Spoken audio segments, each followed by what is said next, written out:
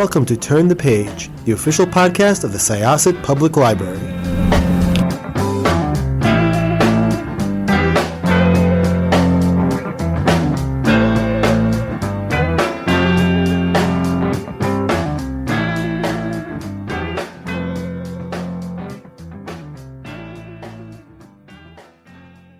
Hello, everyone. This is Jessica with Syosset Library Podcast, and my librarian co-host is... It's Evelyn Hershkowitz, Reader Services Librarian. Hello, everybody. And we are welcoming back an amazing author who has written a take on one of our favorite books because it's a Long Island book, technically, right, Evelyn? Yeah, Great Gatsby certainly is. Yeah, it is a Long Island book. We're very protective of the fact that this is a Long Island book. So please talk to us about this book. All right. Hi. Well, thank you for having me. I'm Jillian Cantor, and I'm the author of Beautiful Little Fools, which is the book you mentioned. So Beautiful Little Fools is kind of a reimagining of the world of the Great Gatsby, but it takes place before, during, and after the original novel, and it's from the points of view of the women. So you get to see Daisy and Jordan and Myrtle's sister Catherine. And it's also sort of framed as a murder mystery. There's a detective character who finds a diamond hairpin in the bushes right after Jay Gatsby is shot and starts to suspect that one of the women in Gatsby's orbit may have been involved. So that's Beautiful Little Fools. The cover is gorgeous. Obviously, We're talking, so there's no visual right now, but it is such a beautiful cover. You will all see it. It's just the woman on there and just the gold writing. It's beautiful. It's absolutely beautiful. Did you have anything to do with the input of the cover? I did not, no, but I agree with you that it's beautiful and I love it. And you know, the Harper Perennial, who's my publisher, did the cover. And they sent it to me and I was just like, yes, this is, you know, they got it exactly right. So I had nothing to do with it. I can't take any credit, but I think they did the perfect cover. Yeah, it's like so eye-catching. Yeah, exactly. It's like noir meets like Gilded Age, which is perfect because which is the book. So it is the book. Yes. Yeah. So one thing I have to say, because you mentioned Catherine, it took me a beat and a half to remember that Catherine actually was in The Great Gatsby for a very short second. She was. I think she's mentioned twice in The Great Gatsby. She's in the scene where Myrtle has a party in her apartment, her uptown apartment, and Tom punches her in the nose.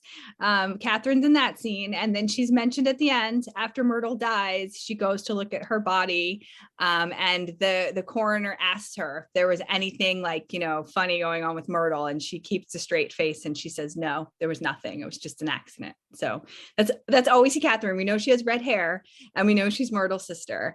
And that's it. Yeah, that was pretty much of a surprise for me. I really liked that she had a backstory in it. Actually, I guess like my first question is, and I don't know if you have anything to lead into this as well, Evelyn, is where did this all come from?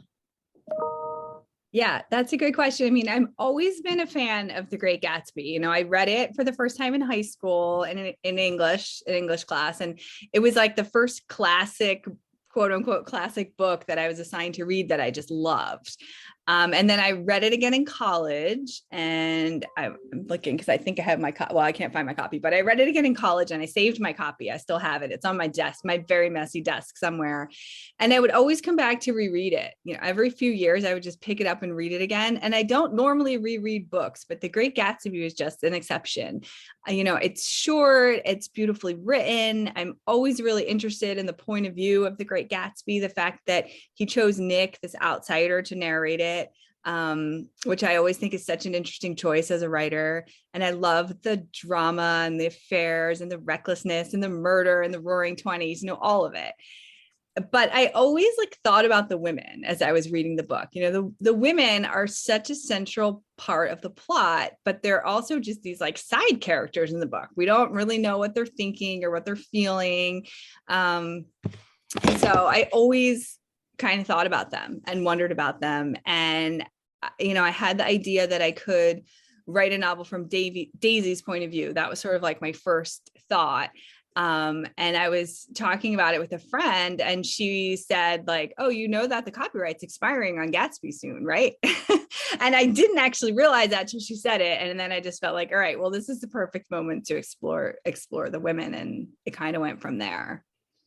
If the copyright hadn't expired, you couldn't write it? Is that the way it works? Or yeah, I mean, I probably could have like written something, but not the way I did, where, you know, I'm actually able to like retell some of the scenes in the book. So it just felt like the right time to do it. I always thought about it, you know, every time I would read it, I would think about Daisy and Jordan. I just always was really fascinated by Jordan. And so it just felt like the perfect time to write it. Yeah, I think one of the things that was interesting is, and you have a Jordan, but this is a male Jordan, right? I have a male Jordan, yes. I should say, right, we talk about him when we work together. But I think, you know, I had a cousin named Jordan, and I knew several Jordans in school, but they were all boy Jordans. And I found it fascinating that here was this woman with a name that I had always considered masculine. And now there's girl Jordans everywhere. Yeah, and I mean, Jordan Baker in The Great Gatsby is just, I always felt that she must be this just like tough, kind of like feminist woman. You know, she's playing golf in the 20s, that she actually has this golf career in Fitzgerald's original novel. Of course, it's like racked with this cheating scandal, but I just always thought that there was like something really interesting going on with Jordan. And she ended up being my favorite character to write too. She was one of my favorite characters to read of your book. I really just liked her so much. And I was surprised by how much I liked Daisy as well. Yeah, I think Daisy is pretty villainized in the original. And, you know, I think some of it's unfair because we don't ever really know. We only see Daisy through Nick's eyes. Everything's through Nick's eyes. So it's like, this is Nick's perception. I just felt like Daisy's own perception would be much different. And that was what was really fun to explore when I was writing this book. Did you write this during the pandemic? I did, yes. I wrote the first 50 pages and an outline like February of 2020. And I sold the book to my editor, you know, just on that, the 50 pages on the outline. And I want to say it was like February 27th, 2020. And then the book was due like July 1st. So I had no idea I was going to write it in the pandemic when I sold it in February. And then I did just end up, you know, writing it in those very early lockdown pandemic days. Yeah.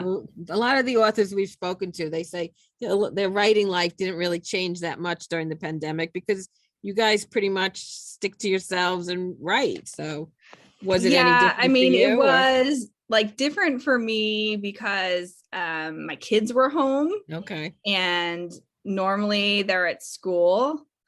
So I like my writing time would be their school hours. But my kids are also teenagers, you know, they were doing online school, but they didn't really need me to manage it for them. They managed it themselves. So I didn't get that like quiet time. Like I have this routine where it's like, I drop them off at school, I exercise, I like write, you know, I have this like 6-hour uninterrupted stretch. And I didn't have that when I was writing Beautiful Little Fools. Everyone was in my house all the time. So it was different in that way. I mean, also like I didn't ever have to go anywhere in like March and April when I was really writing the book. So I was also like never interrupted, which was weird. You know, normally I would have to like leave my house to go pick someone up or drive a kid to an activity, or I had an obligation, and I didn't have any of that when I was writing the book. So, you know, in one way it was almost nicer and it went faster. So it was different. You know, it was probably like marginally different as compared to some other careers, but it definitely did feel different. Well, the book comes out in January. Yes, January 4th, 2022. Yep. 2022. Yep. You have a schedule? Are you going to be traveling to promote the book? I'm not going to be traveling. I'm going to be doing a lot of virtual events. Okay. You know, initially I was going to be traveling, then we decided to switch everything virtual. We were first kind of talking about it in September, and then like nobody really knew what was going on. So everything's going to be virtual. which I think is great because people can attend from anywhere. And I'm getting to do a lot of events with author friends that live all over, which is really fun. So yeah, no, still virtual. Okay. You Okay. visited the Gold Coast of Long Island yourself. Did I do what? I'm sorry, I didn't hear you. Did you visit have you visited the Gold Coast of Long Island yourself? Not in many years. As a kid, I did. I grew up in Philadelphia, and as a kid, I did, but I haven't been there in many years. I think like very recently there was like a whole thing as to whether or not like the area that was considered to be where the Great Gatsby took place, whether or not they were going to either tear it down or something. I don't believe that's happening, but that was like a big thing that people around here got again very possessive about. Yeah. I really, one thing I really thought was interesting, and not to give too much away, but I like that you sort of explored, because I'd mentioned Daisy before, the fact that she did have a kid, and that's sort of glossed over as like this inconvenient thing that Gatsby sort of realizes. He's like, oh. Yeah, and like, when it's in Nick's point of view, it's sort of glossed over too, but I felt like, well, they could gloss it over, but Daisy is a mom. And that is in the original novel. Her daughter, Pammy, is mentioned a few times. There's a few lines. And right in the beginning, she tells Nick that when her baby was born, she asked right away if it was a boy or a girl, and she hoped it was going to be a boy, but it wasn't. And then she said, well, if she's a girl, then I hope she'll be a fool. That's the best thing a girl can be in this world, a beautiful little fool. So that's definitely a line that always stuck with me. And, I like to think about point of view a lot as a writer, just in all of my books. Like I like to think about who's telling the story and how that affects the story. And when I really thought about The Great Gatsby again that way, there's so much that's filtered through Nick that I just felt would be so different through Daisy and her own perception of events. Yeah, Nick was like very much of a blank slate of a character, I felt. When you really think about it, he's like one thing that I thought was interesting, and maybe this is just sort of like the life and how it was, for men of leisure who had money and whatever, how casually Tom was like, let me introduce you to my girlfriend in the city, cousin of my wife. And he was like, okay, let's go in the car and meet your mistress, Tom Buchanan. Yeah, I know. Tom is such a jerk, isn't he? Yeah, and I know. And Nick just kind of like goes along with it. And I think some of that is probably the time too, that it was like women weren't valued. So of course, Tom is just going to be cheating on his wife, and it's not a big deal to Nick. But yeah, I just always felt that Daisy would just be thinking differently about everything. I love your writing. Like I said before. Thank you. We interviewed you once before when you wrote Half-Life. Yeah. Marie Curie's story. And I love that book. I give that out all the time. I highly recommend it all the time. And I hope to be doing the same with this one too. Thank you. Another really quick question. The Chosen and the Beautiful is another retelling of The Great Gatsby. Have you read that one? I actually haven't read that yet. I did. I have it, and I haven't had a chance to read it. But yeah, I think that's a little different. Yeah, it is. But it was interesting because right after I finished your book, I immediately picked up The Chosen and the Beautiful by Niveau, which again has Jordan as a central character. So that was like one of the things that immediately sort of jumped out at me. Yeah. Because she was, I think a lot of people were very taken by her and wanted to know more about her, but that one's a little bit more of like a sci-fi retelling. And I know in that one Jordan was adopted from Vietnam, and it has like sort of like a supernatural element to it. But it was interesting reading yours first and then reading The Chosen and the Beautiful and kind of seeing like what things like you and Nee kind of both sort of picked up on similarly, but not exactly the same, and what things, like I think there were like two very interesting diverging views of Nick, and I liked them both, and it was a thrill. I'm enjoying everybody's take on The Great Gatsby. Is my point. No, I definitely need to read it. I have it. It's actually in my pile here to read over Christmas break, so I'm looking forward to it. Is there another classic you would very much like to rework? So actually I'm working on something right now, which I can't talk about, but yes, the answer is yes. Yeah. And actually I wrote a young adult retelling of Emma a few years ago. It's a contemporary retelling of Jane Austen's Emma. My Emma is president of her high school coding club, and she likes math more than people. And what's that called?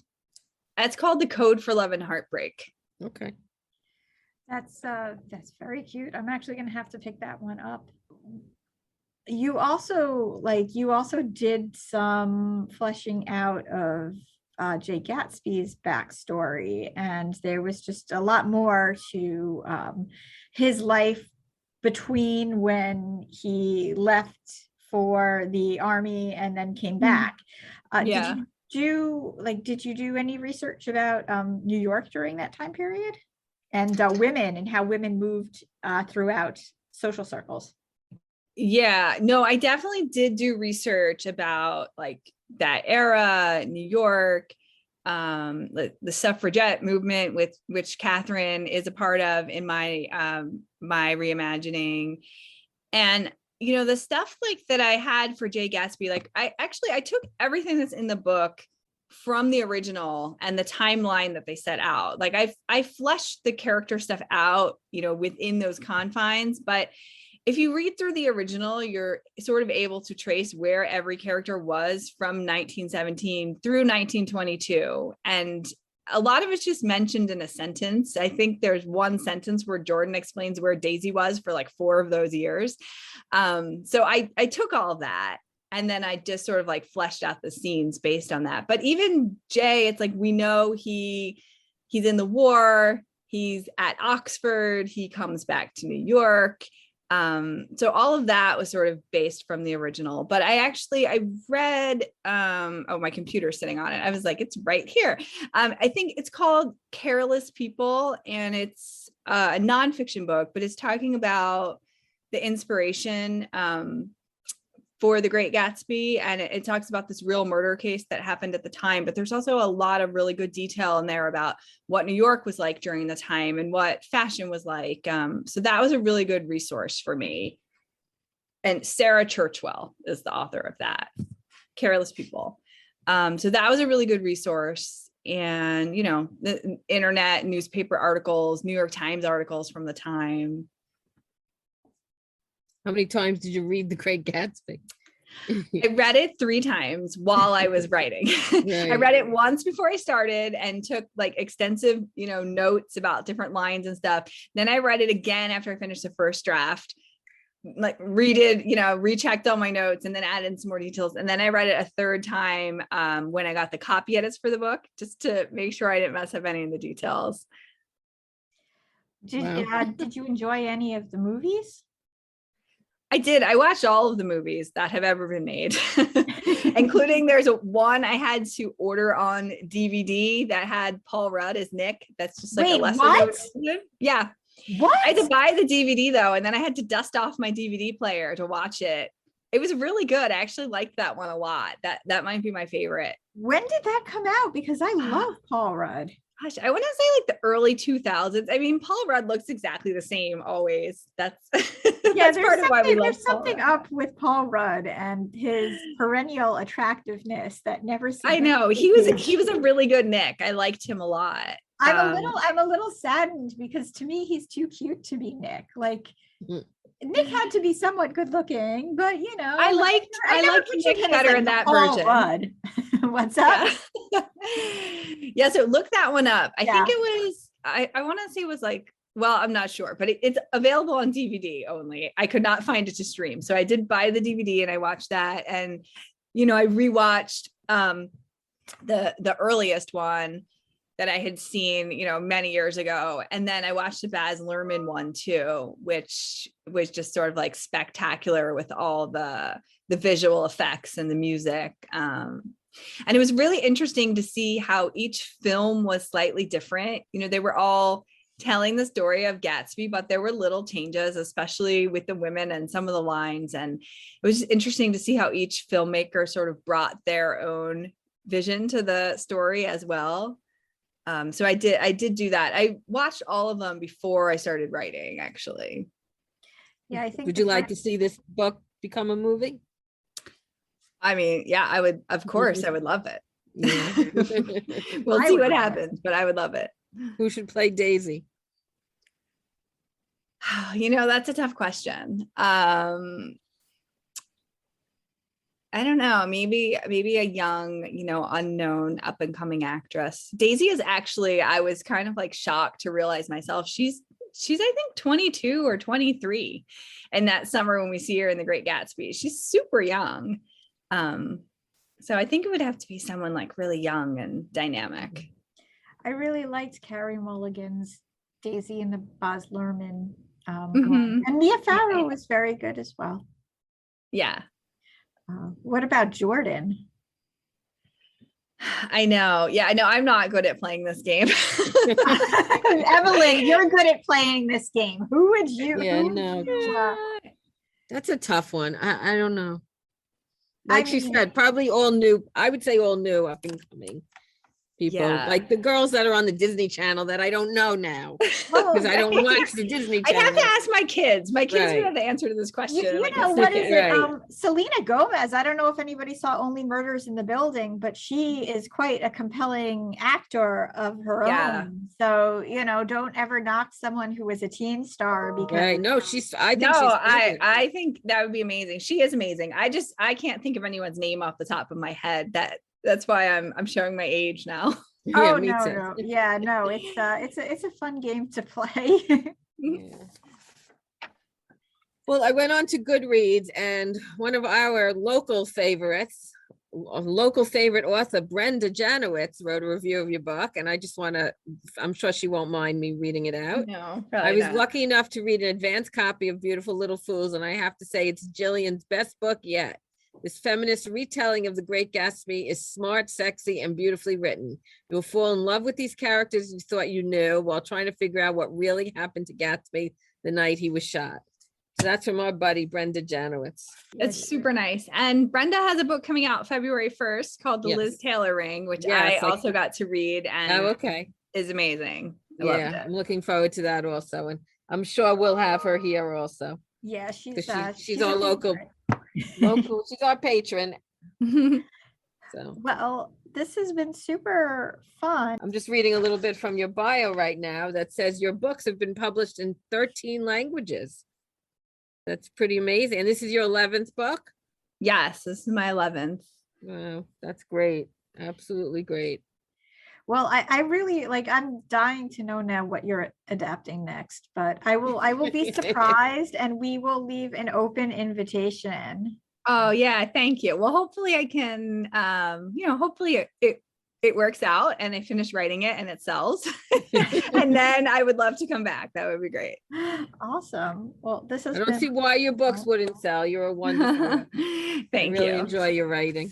Thank you. Thank you so much for having me. It was great to see you guys again. You too, Jillian. We look forward to seeing you again.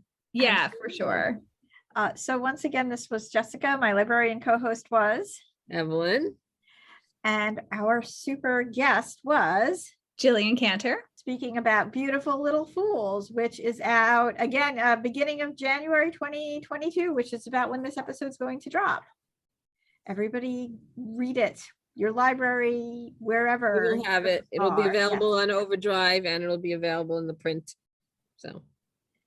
All right. Thank you. And we are going to close this chapter of Turn the Page. It's time to close this chapter of Turn the Page. Join us for the next episode.